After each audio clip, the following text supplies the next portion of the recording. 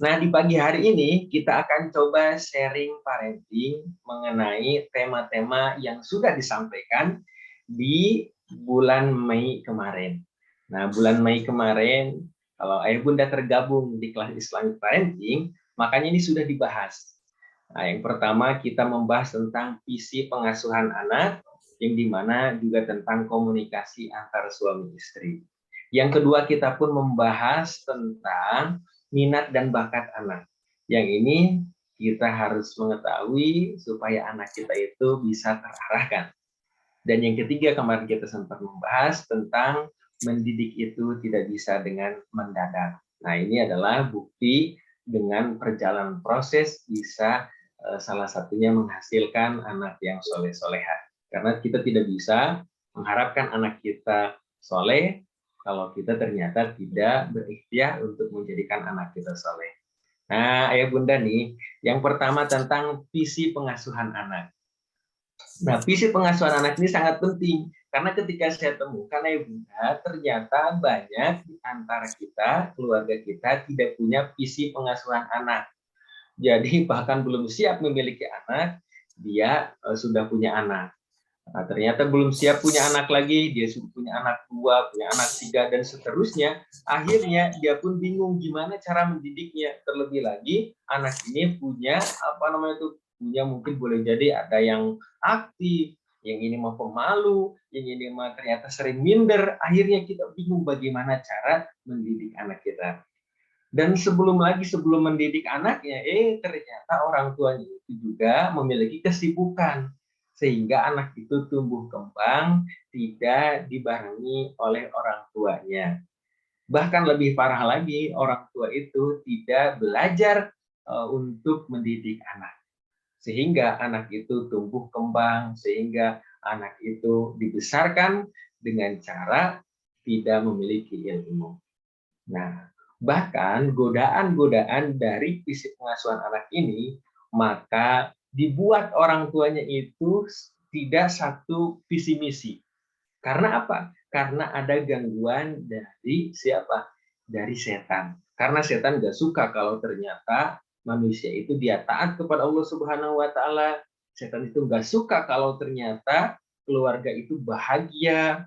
Kalau setan itu nggak suka kalau ternyata mendidik anak itu menjadi soleh-soleha taat kepada Allah. Makanya digoda supaya bagaimana? Supaya keluarga itu tidak bahagia, tidak harmonis. Bahkan tidak jelas bagaimana cara mendidiknya. Digoda supaya apa? Supaya dia sering konflik. Keluarganya itu digoda supaya sering berantem. Digoda supaya keluarganya itu apa? Dia saling menyalahkan satu sama lain. Digoda bahkan sampai ada pertengkaran yang menimbulkan kekerasan sehingga seorang istri atau anaknya mendapatkan perlakuan yang tidak nyaman dan akhirnya dia mendapatkan trauma dan dia melakukan kepada yang lainnya.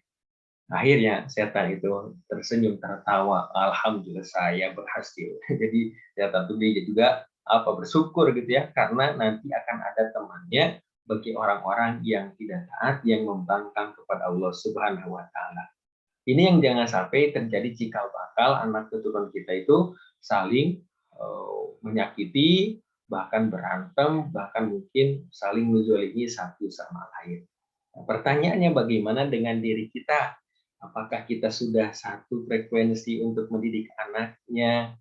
Atau mungkin boleh jadi mendidik anak keturunannya itu boleh jadi tidak kompak ya. Kenapa? Karena ada salah satunya orang tuanya itu juga tidak saling empati, tidak saling menghargai, tidak saling memuliakan. Padahal Islam mengajarkan untuk saling menghargai, untuk saling memuliakan, berikan perhatian, maka anak pun akan belajar bagaimana saling menghargai, saling menghormati, dan saling memberikan pengertian. Nah, ya Bunda yang dirahmati Allah Subhanahu wa Ta'ala, maka ketika sekarang orang tua itu tidak memiliki visi pengasuhan, akan sering terjadi namanya konflik, akan sering terjadi namanya pertengkaran, akan sering yang namanya aku lebih hebat, aku lebih kuat, aku lebih pintar. Dan lebih parahnya lagi, nanti akan menggoda kepada hal yang lainnya. Salah satunya menggoda kepada hatinya, ada di antara pasangan yang mungkin yang mudah tersinggung. Akhirnya mudah tersinggung. Dia juga orang tua itu gak mau misalkan mengajarkan kepada anaknya, karena mungkin dia sibuk, karena mungkin dia apa dan sebagainya. Akhirnya apa? Wah, akhirnya anak ini kebingungan juga. Nah, di sini kita akan coba share bagaimana ternyata visi pengasuhan anak itu dibuat ya. Dan termasuk bagi ayah bunda yang sudah memiliki visi pengasuhan itu hebat, supaya apa? Supaya menjadikan jalan dan solusi bagi anak dan keturunannya. Dan insya Allah ini akan dibuat menjadikan kebahagiaan. Karena dalam kehidupan itu ada godaan-godaannya, supaya kita tidak satu frekuensi. Ketika ternyata sekarang di rumah ada dibuat supaya antara suami dan istri itu tidak bahagia, supaya antara suami istri itu tidak harmonis, antara suami istri itu saling benci, saling tidak suka, padahal itu suami istri, tapi dia setiap hari, tapi ternyata setiap saat dia benci kepada suaminya, dia benci kepada istrinya, karena apa?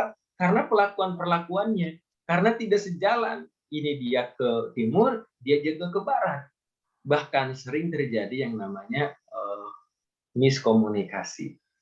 Bahkan dia melihat ada sebuah barang, misalkan katakan motor, kata suaminya, saya akan jual saja motor karena motor ini rusak, belum diperbaiki.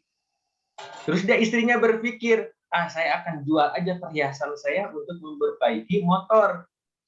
Akhirnya ketika seorang istri itu menjual perhiasannya dan seorang suami menjual motornya, akhirnya dia bingung karena tidak ada komunikasi.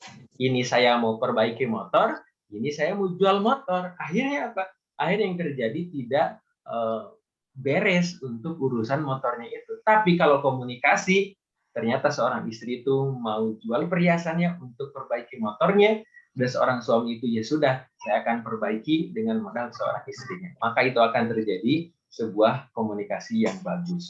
Begitupun dengan mendidik anak, tidak punya pengasuhan tapi ternyata antara ibu bapak sering mudah tersinggung. Setelah itu lebih hebat lagi, bukan hanya mudah tersinggung, tapi mudah marah, saling menjelekkan, saling melukai, tidak ada untuk memuliakannya. Maka pantas ada seorang anak yang benci kepada ayahnya karena ayah tidak memperlakukan ibu dengan baik. Ada ternyata seorang anak itu benci kepada ayahnya karena ayah begitu kasar kepada ibu. Ada seorang anak yang dendam kepada ayahnya karena ternyata seorang ayah itu menzolimi ibunya sendiri. Makanya di situ ternyata ada ketidakbahagiaan. Tapi kalau punya visi pengasuhan yang baik, kita ini mau apa sih menjadi keluarga? Nah, ayah bunda nih, kira siapa di sini yang pengen rumah tangganya bahagia? Angkat tangan dan katakan saya. Ya, mudah-mudahan sakinah mawaddah warahmah. Ada yang di sini pengen keluarganya bahagia, menjadi pasangan yang bahagia, anak keturunan soleh-soleha. Ada yang pengen bahagia ya bunda? Ya, karena itu adalah visi misi kita, harus menjadikan bahagia.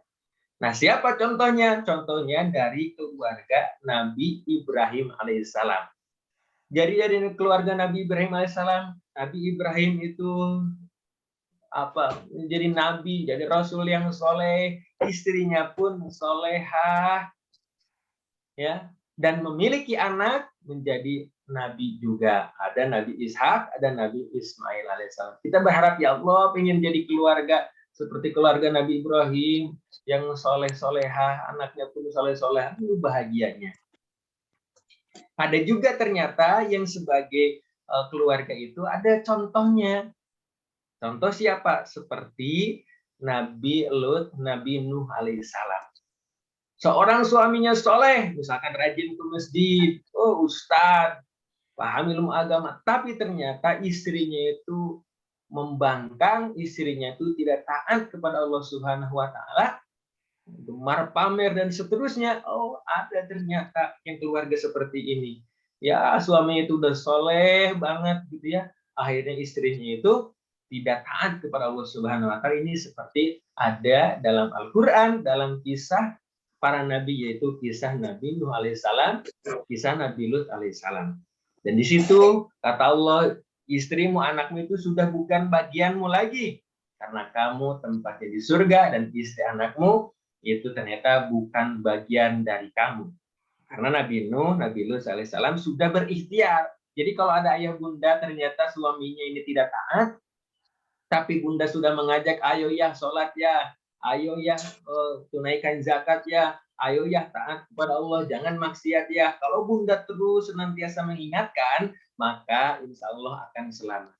Tapi kalau ternyata antara suaminya, biarin sajalah, dia seperti itu, dia seenaknya sendiri. Nah, kalau dibiarin nggak boleh, nanti akan menjadikan tuntutan kenapa tidak mendakwahkan suaminya. Makanya seorang istri harus punya mental seorang daiyah juga ya. Jadi seorang ustazah, bagaimana supaya mengingatkan ayah, ayo sholat ya, nanti lagi ini juga baru jam 5 subuh, nanti bangun lagi ya, sudah jam 5:30 ya, ayo sholat ya. Biarin dengerin, saya capek dan seterusnya. Kalau ternyata mentalnya seorang ustazah, mentalnya seorang ustadz, maka bangunin lagi, ya ayo sudah jam 6 ya, ayo sholat. Begitupun kepada anaknya, jangan lelah untuk mengingatkan, nak, bangun nak, sudah jam 5, ayo sholat subuh. Apa sih ibu ini masih gelap juga bu, saya masih ngantuk. Bangun lagi nak, ayo nak, bangun, ini sudah 5:30, ayo nak bangun. Terus diingatkan supaya apa? Supaya hidayah itu datang, dan itu menjadi kewajiban bagi seorang istri, bagi seorang suami, bagi lingkungan keluarga untuk tujuan kepada visi misi kita, yakni dunia bahagia, akhirat surga. Nah, makanya dibuat supaya kita itu senantiasa tidak lelah untuk mengingatkan dalam kebaikan. Maka kalau ternyata kita sadar nih ya Bunda, sadar bahwa pengasuhan anak itu adalah proyek bersama antara suami dan istri. Jangan sampai ternyata, ini serahin saja kepada kamu. Diserahin ternyata anak itu kepada istrinya saja. Biar saya cari nafkah saja, nggak usah urus anak. Ternyata itu juga nggak boleh. Karena apa? Karena ternyata anak-anak itu perlu sosok seorang ayah, perlu teladan, dan bahkan seorang ayah itu adalah imam untuk mengajak anak-anaknya, untuk mengajak keturunannya kepada taat kepada Allah Subhanahu wa taala. Itu. Jadi pertanggungjawabannya di hadapan Allah Subhanahu wa taala. Jadi proyek bersama, dan juga tidak bisa saya nggak mau mengurus anak nih, ayah urus saja sama ayah, saya mau bekerja saja, saya nggak mau ngurus anak ini, saya titipkan saja ke kakek neneknya. Ternyata itu pun dalam Islam tidak dibolehkan, karena fitrahnya seorang ibu, dia harus mau untuk berjuang mendidik anak-anaknya. Meskipun itu sulit, kadang mungkin ada ekonomi yang mungkin kekurangan, kadang meskipun itu sulit karena ilmu juga yang kita butuhkan itu sangat banyak juga, bagaimana cara menghadapi anaknya. Maka di situ kalau kita sadar visi pengasuhan ini harus milik bersama, sampaikan kepada suaminya, maka di situ ada peran bagaimana menjadi seorang ayah, peran menjadi seorang ibu, dan pentingnya dalam mengasuh anak. Dan kasihan anaknya sekarang, sudah banyak ternyata yang tidak memiliki sosok ayah, sosok ibu, padahal ibu dan ayahnya ada masuk hidup. Dia hanya memiliki perannya siapa? Peran punya kakek, peran punya nenek, dan dia tidak ada lagi selain itu. Yang lebih parah ternyata dia tidak memiliki peran bagaimana seorang kakek, seorang nenek, tidak ada peran seorang bibi, uak, keponakan, orang tuanya. Dia memiliki peran penting dalam kehidupannya adalah hanya gadgetnya saja, hanya handphonenya saja. Saya nggak perlu ibu lagi, saya nggak perlu ayah lagi, yang saya perlukan adalah handphone. Dan itu banyak yang terjadi saat ini, dia memilih handphonenya daripada ayah ibunya, karena ngerasa orang tuanya itu tidak menyayangi anaknya, untuk mengarahkan anaknya kepada dunia bahagia akhirat surga. Ini akan sulit untuk kedepannya. Maka kalau dampak kita tidak memiliki tadi visi pengasuhan anak, maka hubungan di antar keluarga itu akan tidak harmonis. Dan ini bahaya, karena apa? Kita menikah tapi tidak bahagia. Bayangin punya anak tidak bahagia, punya anak 2 tidak bahagia. Karena apa? Yang ada adalah berantem, yang ada adalah saling curiga, yang ada adalah mudah tersinggung, marah, sedih, kecewa. Akhirnya di situ tidak ada kebahagiaan. Tapi kalau tahu bahwa kita itu menuju kepada dunia bahagia akhirat surga, maka akan diperbaiki. Mulai perbaiki mulai hari ini. Jangan juga sampai orang tua itu memiliki anak tidak bahagia, menanggung konsekuensi buruk karena tidak mengarahkan anaknya kepada yang baik. Anak itu merasa diterlantarkan karena orang tuanya sibuk mengurus kehidupan atau permasalahan orang tuanya saja. Sampai ada seorang anak itu curhat, saya ini memang ekonomi dicukupi terus, tapi ternyata orang tua saya itu tidak memberikan perhatian kepada saya. Mereka terlalu sibuk dengan dunianya, sehingga ketika saya ada masalah, tidak bisa ngobrol, tidak bisa berbicara kepada orang tua saya. Dan saya merasa tidak punya orang tua, yang saya rasakan hanya dicukupi kebutuhan materinya saja. Maka di situ kita mumpung nih kalau misalkan anak-anaknya masih kecil, nah mari kita rangkul kembali anak-anak kita, luangkan waktu dalam mungkin keseharian kita atau kesibukan kita. Atau ada yang memutuskan, saya mau pengen mendidik anak saja, masa itu luar biasa, mudah-mudahan Allah mudahkan. Nah, dan ketika kita bingung nih bagaimana cara pembuatan visi misinya, nah nih cara pembuatan visi misinya yang paling tepat dalam pengasuhan Islam itu mengambil salah satu ayat dalam Al-Quran. Jadi ayah bunda nanti bebas ya, bisa memilih ayat apa yang tepat untuk keluarga ayah bunda ya. Misalkan apa visi misinya gitu ya, dalam keluarga bisa dicari dalam Al-Quran yang ayah bunda itu ketika dibacanya, oh kayaknya ini nih yang harus saya bawa di dalam kehidupan berkeluarga. Nanti baca lagi Al-Quran, oh kayaknya ini nih yang akan saya jadikan pedoman di dalam keluarga saya. Nah itu diambil menjadikan visi misinya. Contoh, misalkan saya mengambil di surat Al-Baqarah ayat 201 yang berbunyi Rabbana atina fid dunya hasanah wa fil akhirati hasanah wa qina adzabannar. Ternyata menurut saya itu akan dijadikan sebagai visi dan misi keluarga saya untuk meraih kehidupan bahagia di dunia dan bahagia di akhirat dan dijauhkan dari api neraka. Maka kalau diambil saya pengen dunia bahagia dan akhirat surga, maka ketika dalam pelaksanaannya kamu ini berbohong, akan bahagia atau tidak? Maka tidak bahagia, maka tinggalkan berbohong itu. Ketika ternyata seorang istri marah, seorang suami marah, marah itu boleh atau tidak?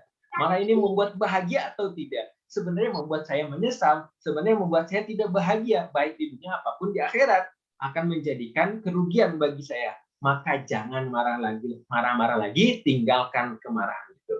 Lalu ada prasangka buruk, saya berprasangka buruk. Kira-kira prasangka buruk itu membuat bahagia atau tidak? Oh, prasangka buruk itu tidak membuat saya bahagia, prasangka buruk itu membuat saya menderita. Maka hilangkan prasangka buruk itu, ganti menjadi prasangka baik. Lalu apalagi, saya tidak bersyukur. Kira-kira tidak bersyukur itu membuat bahagia atau tidak? Oh, ternyata itu tidak membuat bahagia, capek, mengeluh, dan seterusnya. Maka tinggalkan rasa jatuh itu, tinggalkan mengeluh itu, ganti dengan suatu hal yang optimis yang akan bisa kita raih. Begitupun ke anak biar mudah. Nah, pengen enggak, ini kan kita pengen bahagia di dunia, bahagia di akhirat, dan dijauhkan dari api neraka. Nah, kalau kamu belajar, sukses, berprestasi, akan bahagia tidak? Oh, akan bahagia mah. Maka kamu rajin belajar dan juga jangan bermalas-malasan. Nah, kira-kira kalau kamu nakal, berantem, kamu jolimi adik kamu jolimi teman-teman kamu akan bahagia atau tidak?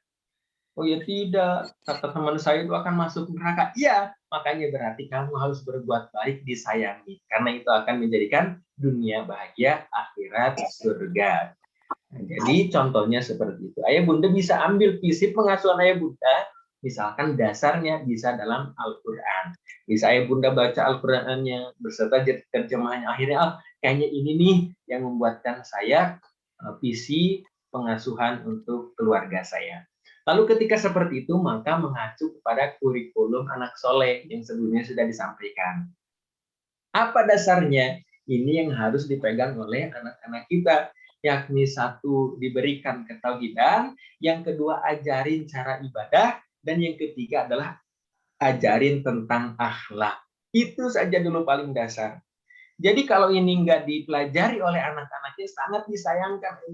Kalau dilewatkan terus anak keburu gede, sayang. Karena apa? Akhlaknya belum tertanam, ketauhidannya belum benar, fikih cara ibadahnya belum benar. Akhirnya kasihan juga nanti. Sampai usia kuliah, usia SMA belum bisa bagaimana cara wudhu, belum bisa bagaimana cara misalkan menghilangkan hadas besar.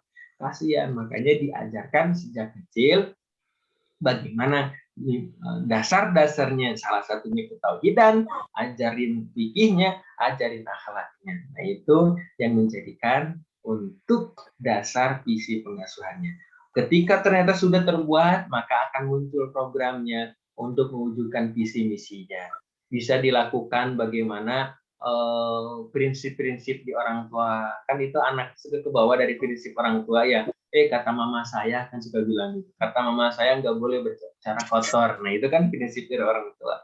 Kata orang tua saya kamu nggak boleh berantem. Nih nanti misalkan Allah nggak suka. Nah itu adalah prinsip-prinsipnya. Ini yang harus ditanamkan oleh orang tua supaya dibawa oleh anaknya. Ketika misalkan orang tua itu, jangan suzon, jangan zolim, jangan marah, jangan putus asa, jangan berbuat zolim, jangan ternyata sakiti saudaramu. Nah, ini menjadi prinsip keluarga yang harus diajarkan kepada anak-anaknya. Yakin di sini pasti ayah bunda, insya Allah karena arah bunda yang soleh-soleha, yang akan cikal bakal anak keturunnya itu soleh-soleha ya. Dan kita harus menjadikan apa orang tua di luar sana juga peduli kepada anak-anaknya supaya menjadikan anak-anaknya pun soleh-soleha. Amin ya Allah ya Rabbal Alamin. Masya Allah ya. Bunda yang dirahmati Allah Subhanahu wa taala, dan juga nih setelah kita memiliki visi pengasuhan anak, ini kemarin kita beralih kepada belajar minat dan bakat anak. Nah, ini juga penting ya Bunda untuk apa supaya anak itu tidak merasa dizolimi, supaya anak itu ditemukan potensi dirinya, supaya anak itu juga hebat berprestasi. Karena kalau ternyata seorang anak itu dia pandai di air lalu disimpan di darat kan belum bahkan berarti dia akan hebat.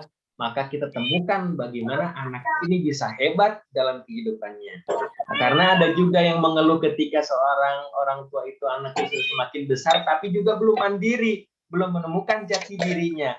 Makanya ini perlu dari sejak kecil untuk melihat minat dan bakatnya. Setelah tadi ditanamkan bagaimana dasar-dasarnya ya.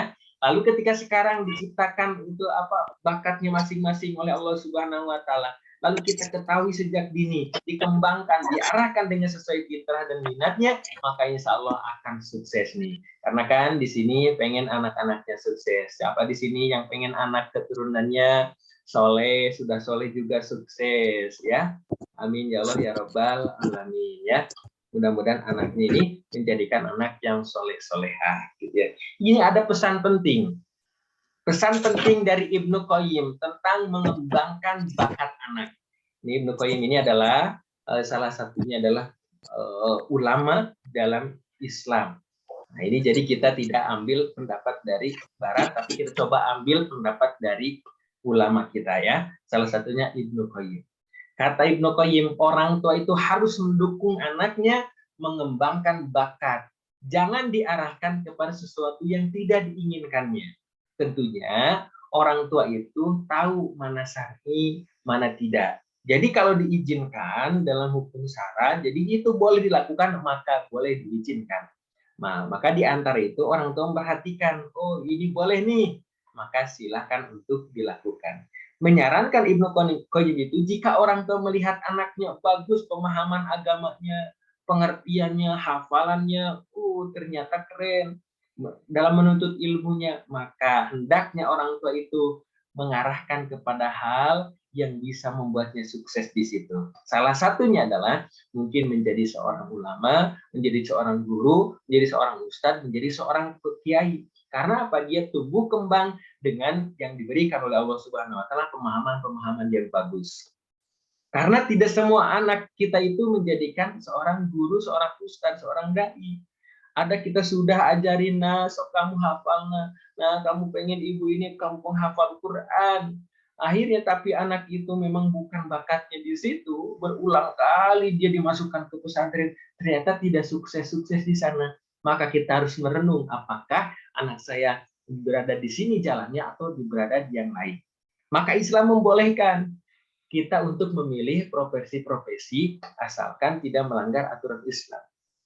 Kalau di antara ada anak ayah bunda ini, mas saya mau pengen jadi polisi, maka kalau minat bakatnya di sana, kita izinkan saja. Boleh nak kamu jadi polisi, tapi kamu jadi polisi yang rajin sholat ya nak ya. Oh iya, iya mas siap. Kamu boleh jadi polisi, tapi kamu harus menjadi polisi yang jujur ya nak ya. Oh siap. Boleh kamu jadi polisi, tapi kamu jadi polisi yang baik ya nak ya, yang baik akhlaknya, taat kepada Allah ya. Oh siap, maka insya Allah profesi itu akan menjadikan selamat dan bahagia menjadi ibadah. Kalau saya tidak pengen jadi seorang polisi, saya pengennya bisa menjadi misalkan seorang TNI, ya silahkan kalau ternyata dia berada di sana.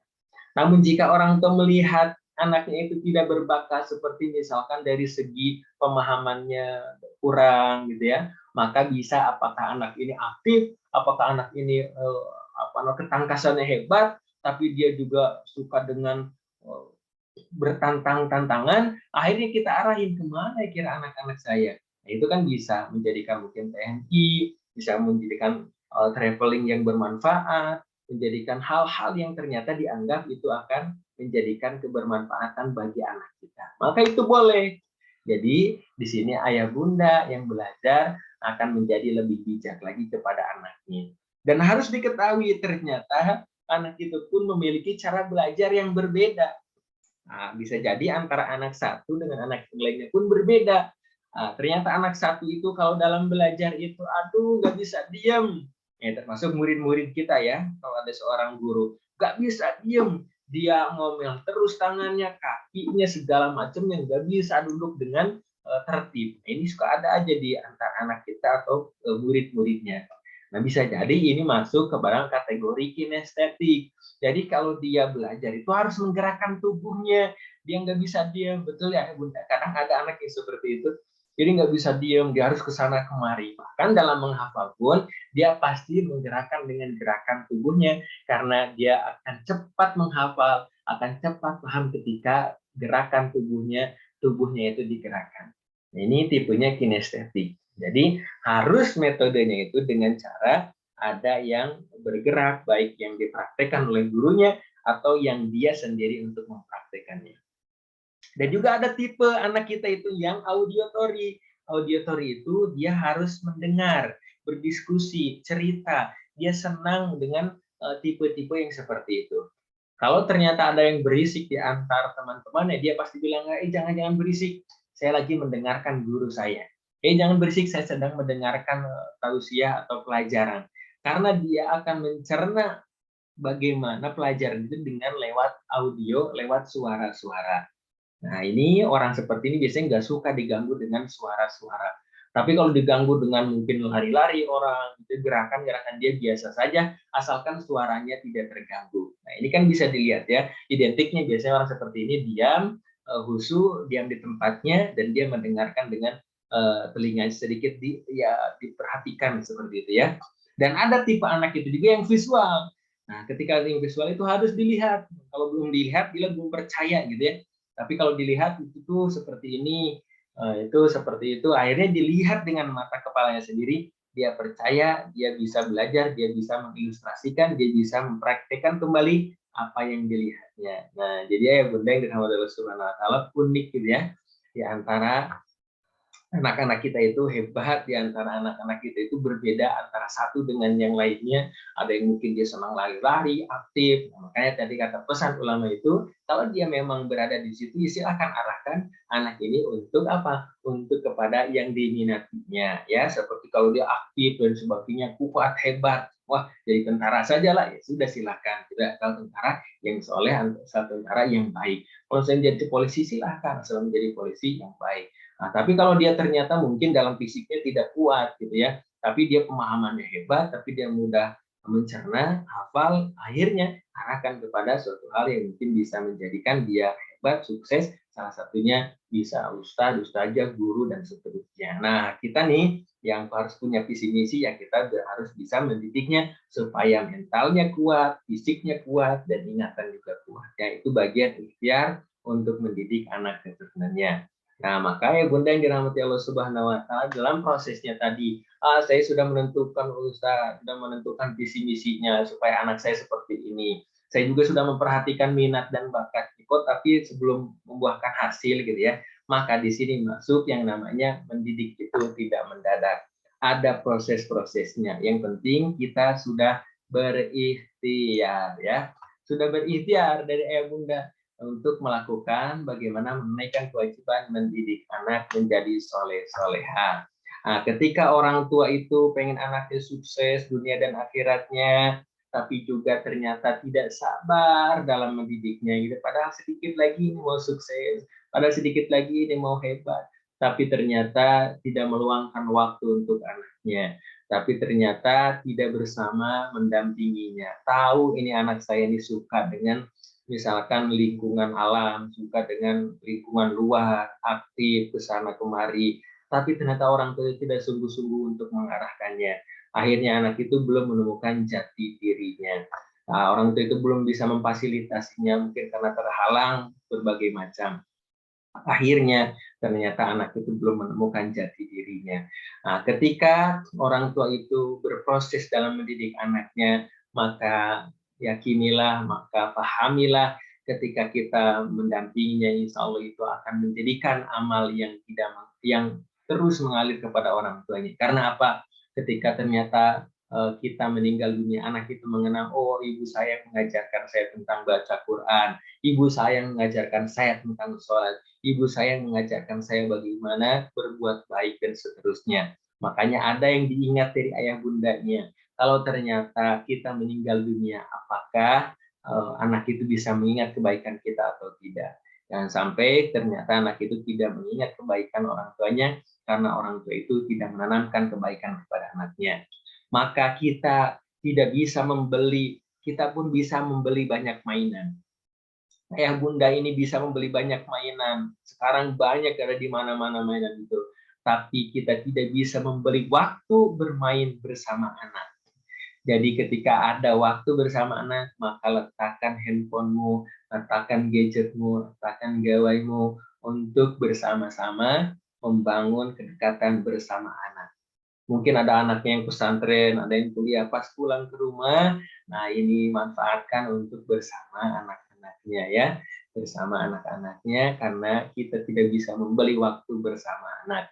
Kalau mainan mungkin kita bisa beli, tapi kan kalau waktu tidak bisa dibeli, nggak kerasa anak itu sudah besar lagi.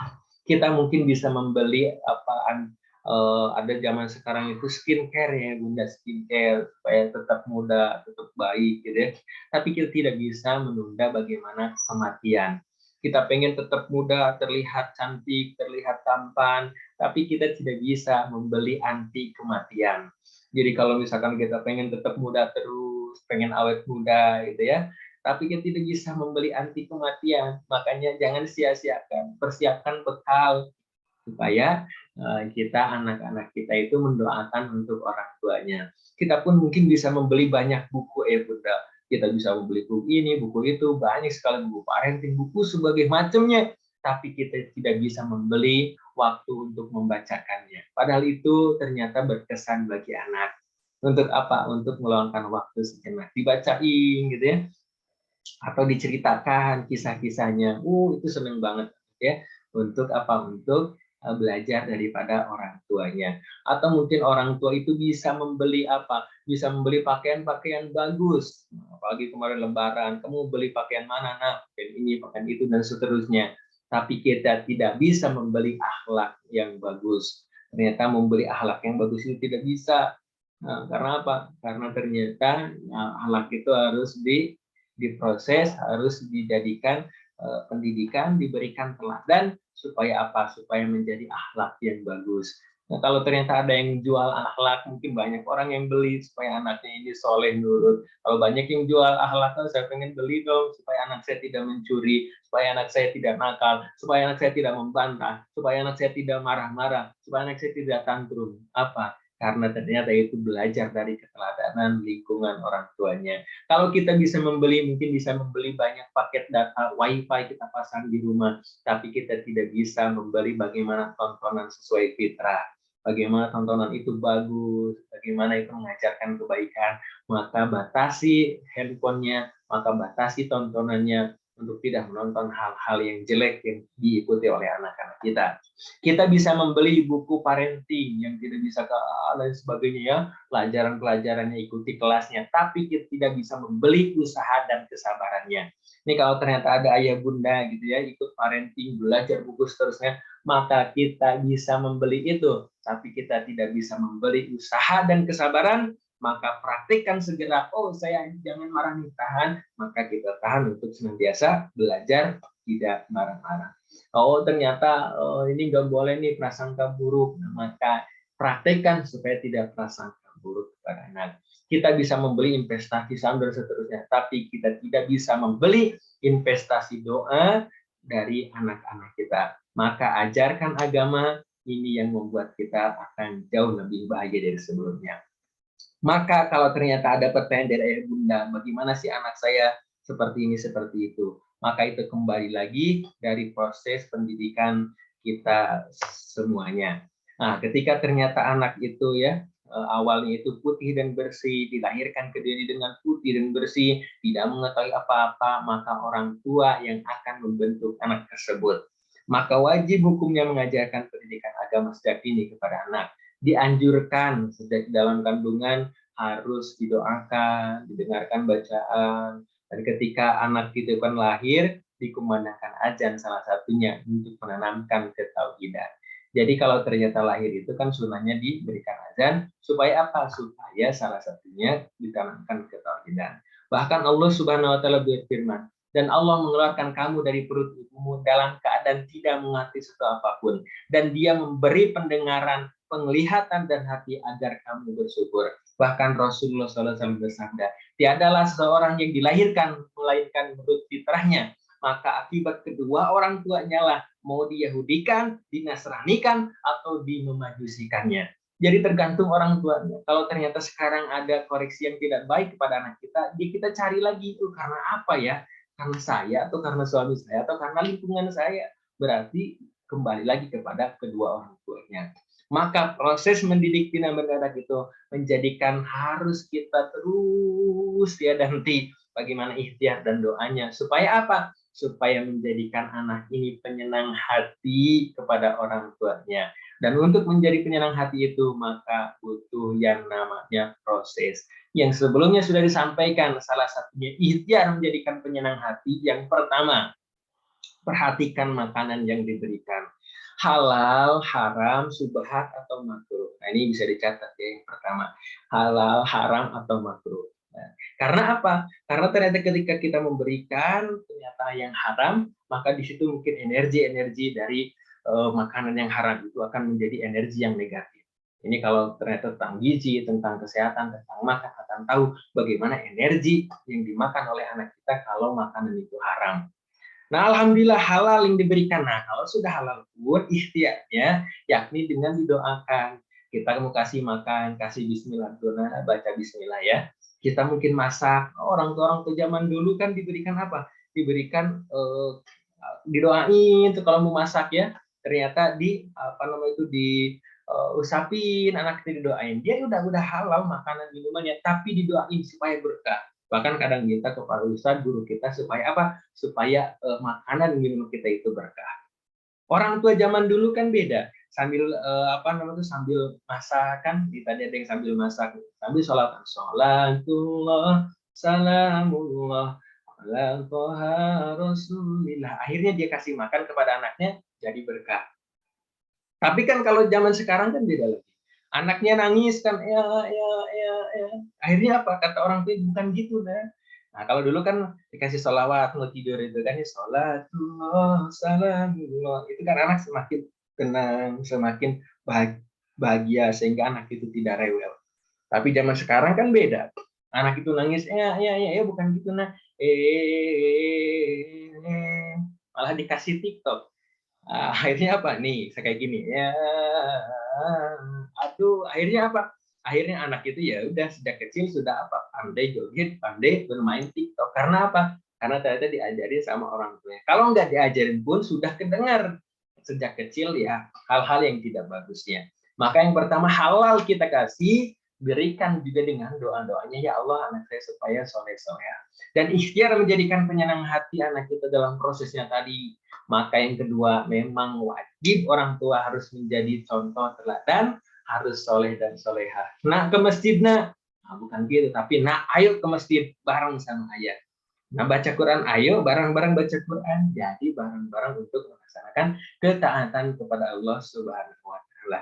Nah, dan ternyata yang ketiga, maka berikan pendidikan Islam sesuai kurikulum anak soleh tadi. Nah, ini tadi kalau kita sudah diberikan pemahaman-pemahaman takut kepada Allah, nah jangan berbuat jolim, nah maka insya Allah akan tertanam kebaikannya. Karena tadi kita tahu bahwa anak ini putih bersih, disetting oleh orang tua yang supaya soleh, akan soleh.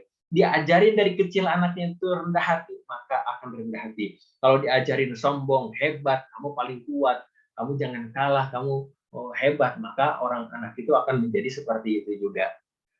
Maka yang keempat, berikan pendidikan sunnah, bagaimana sirah-sirah Rasulullah SAW yang berbuat baik, membalas kebaikan dengan lebih baik lagi, bicara kejoliman dengan kebaikan yang terus-menerus. Dan yang terakhir, perbanyak berdoa setelah kita berikhtiar terus-menerus, makanya capek, saya sudah capek mendidik, saya ikhtiar sudah terus-menerus, tapi kok masih saja seperti itu, kok masih saja seperti ini, anak saya juga belum soleh-soleh, maka terus berdoa agar menjadikan soleh-soleh dan ikhtiarnya dengan cara belajar.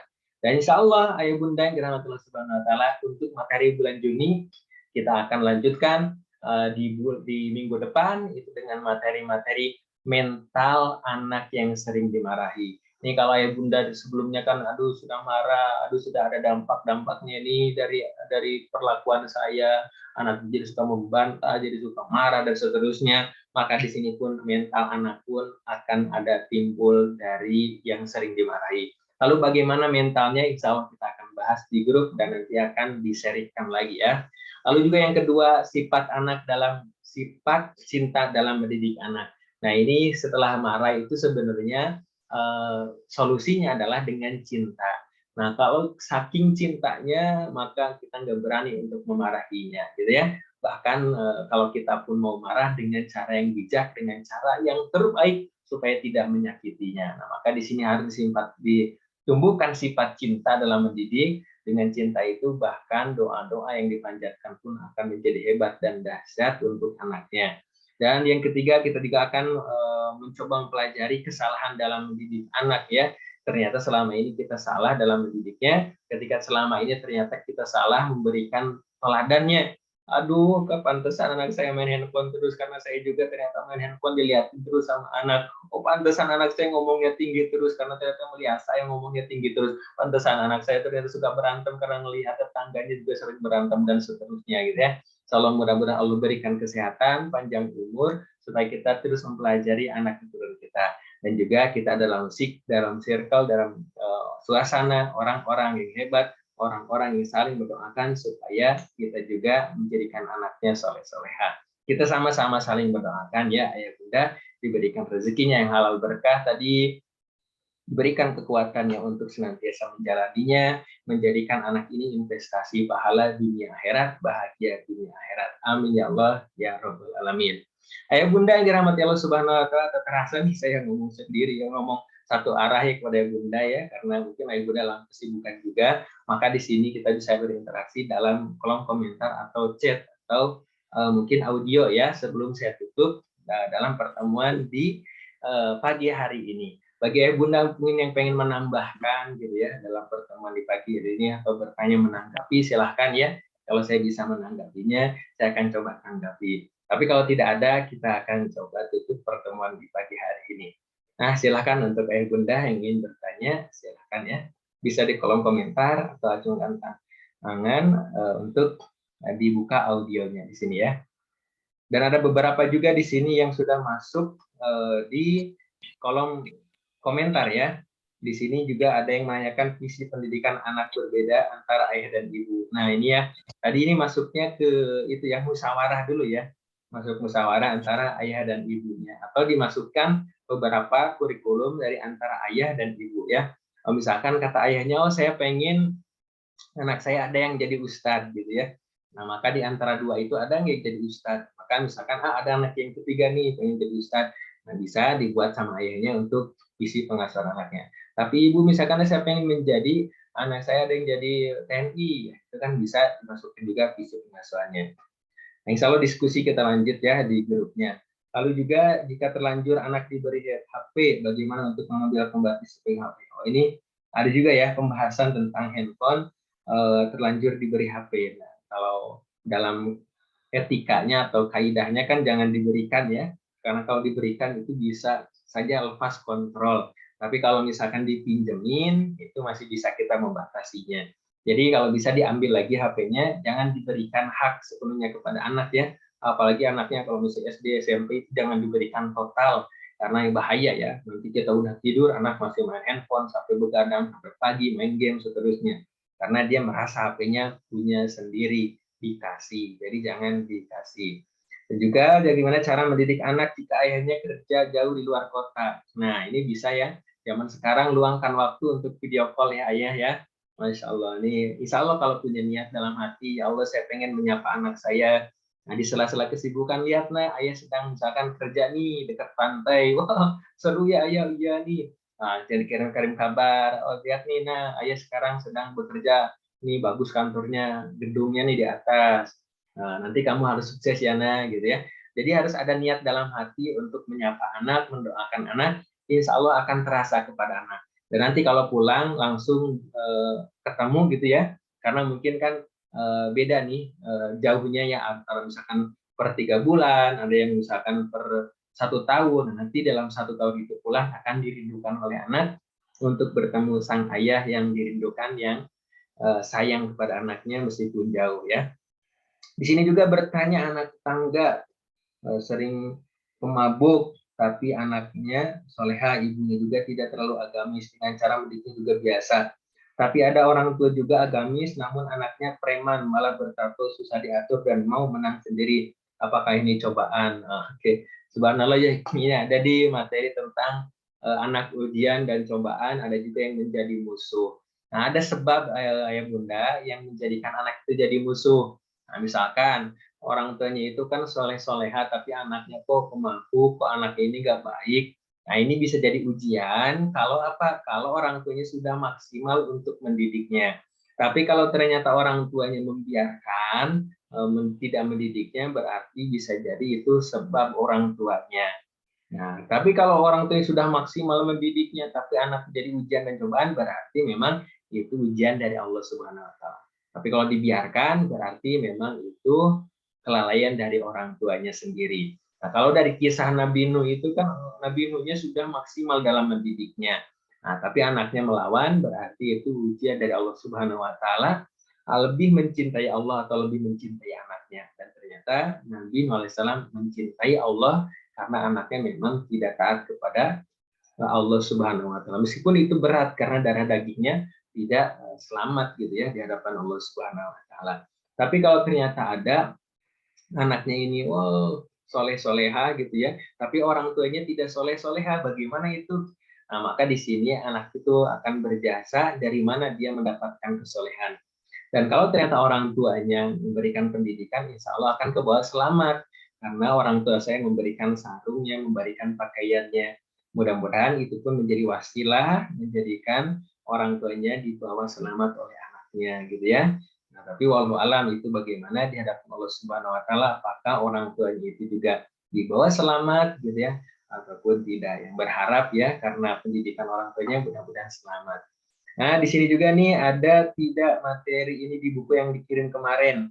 Oh, ada nih yang materi tentang ujian ya, tadi ada ya di bab 2 tentang konsep anak dalam Al-Qur'an ya. Ini saya ada buku pendidikan anak berdasarkan para nabi dan istrinya. Di situ di bab 2 ada konsep anak dalam Al-Qur'an. Jadi Bunda bisa baca ada konsep anak sebagai ujian, konsep anak sebagai penyenang hati, ada konsep anak sebagai musuh, dan juga ada sebagai perhiasan dunia. Dan juga bisa dibaca tentang kisah-kisah Nabi Ibrahim gitu ya, dan Nabi Nuh dan seterusnya ada di sana. Cuma lengkapnya kita pelajari juga di kelas Islamic Parenting ya.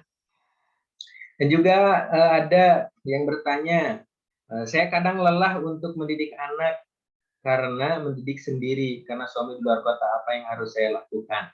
Nah, salah satunya ya Bunda, bergabung dalam komunitas-komunitas mendidik anak. Mudah-mudahan rasa lelah itu bisa terobati oleh saudara-saudara yang lain. Karena kadang-kadang kita, aduh kayaknya saya paling lelah, saya paling capek, saya paling bingung mendidik anak. Ternyata ketika setelah sharing ya Bunda, ada yang lebih capek, ada yang lebih bingung, ada yang lebih parah dari kita gitu ya. Mungkin kita punya anak satu dua, ternyata ada yang lebih anaknya dan lebih mengujinya. Akhirnya di situ ternyata saya agak ringan gitu ya melihatnya. Nah, kalaupun ternyata Bunda tidak ada sharing bersama suaminya gitu ya, yang harusnya mendidik itu bersama dengan suaminya, tapi suaminya jauh di luar kota, maka ketika Bunda bertanya kepada Bunda yang lain, misalkan ada mentor, ada guru yang bertanya, bagaimana ini anak saya, akhirnya didoakan bersama-sama, insya Allah beban itu akan menjadi ringan gitu ya. Karena apa? Karena permasalahan anaknya tidak hanya ternyata berjuang sendiri, tapi dibantu sama gurunya, sama sahabatnya, sama orang-orang yang sama-sama pengen anaknya soleh-soleha. Dan masih banyak juga ya pertanyaan-pertanyaan ya tentang, Masya Allah nih, masih banyak ya, Insya Allah gitu ya. Eh, Kalau yang belum sempat terjawab pertanyaannya, nanti bisa ke grup ya, dikirim. Insya Allah selalu saya tanggapi di usahakan waktu-waktunya gitu ya. Banyak juga nih yang pasti ya, di sini juga dari karakter. Nah, ini satu lagi nih, apakah anak itu punya keturunan dari orang tua yang misal seperti watak, karakter, sifat, dan lain-lain. Kalau dari kutipan gitu ya kan, karena buah itu tidak jatuh tidak jauh dari pohonnya gitu ya, Bunda. Jadi kalau misalkan ada buah itu jatuh, gelinding ke sungai, terus ke bawah arus dari sungai itu, airnya pergi jauh gitu ya, mungkin ada juga, tapi itu sangat jarang. Tapi yang pasti anak itu tadi gitu ya, ketika pohon itu berbuah, buahnya jatuh tidak jauh dari pohonnya. Kalaupun nyata ada sifat watak gitu ya dari orang tua, gimana nih orang tuanya pemarah, gimana orang tuanya misalkan prasangka buruk, tidak baik, kira-kira bisa nggak berubah? Nah, kalau dengan agama, dengan Islam, itu bisa berubah ya. Nah, Umar bin Khattab saja yang sebelumnya mau bunuh, anaknya dibunuh, Umar bin Khattab itu keras gitu ya. Tapi setelah masuk Islam, itu menjadi berubah menjadi sahabat yang dicintai oleh Rasul ya, Umar bin Khattab.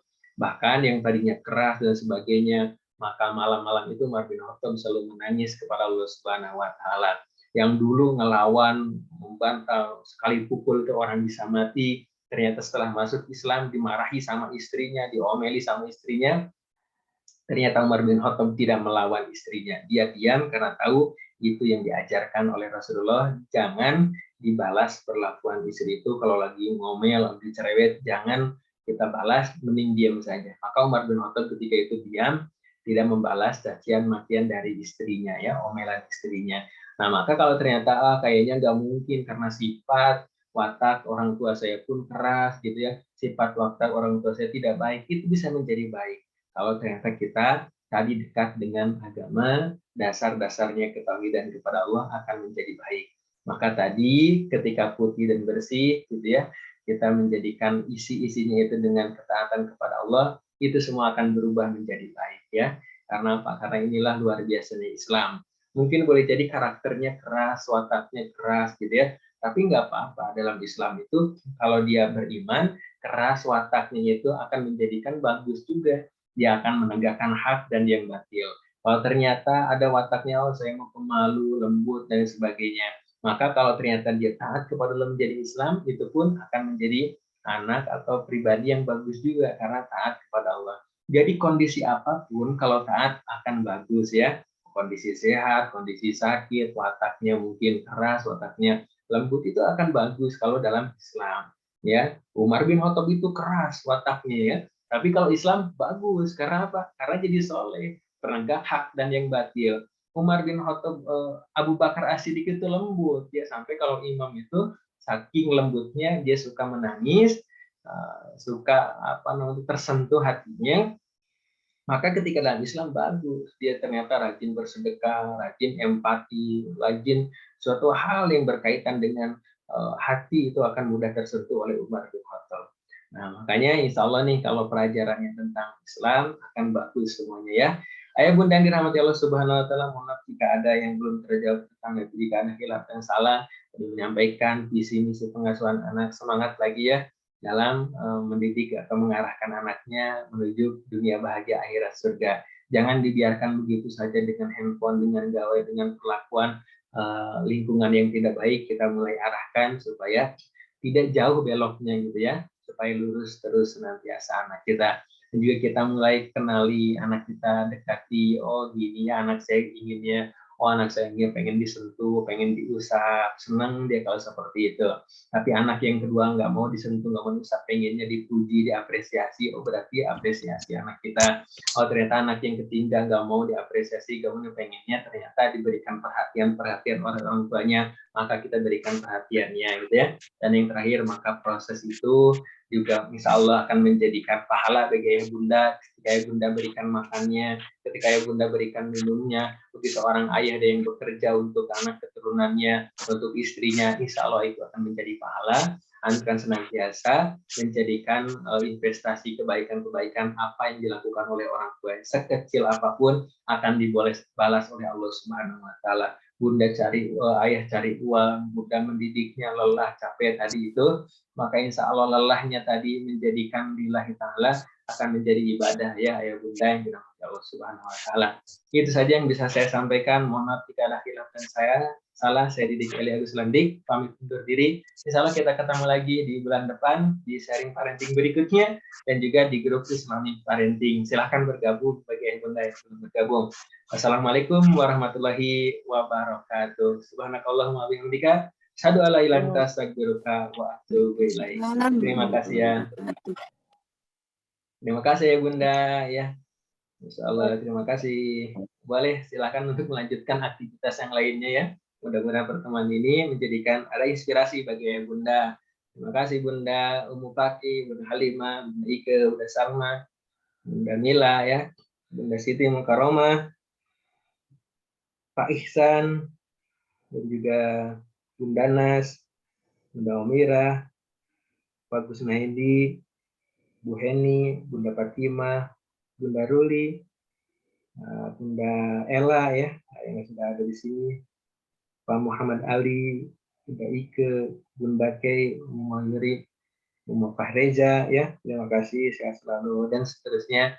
Saya izin untuk menutup Zoom di kali ini ya.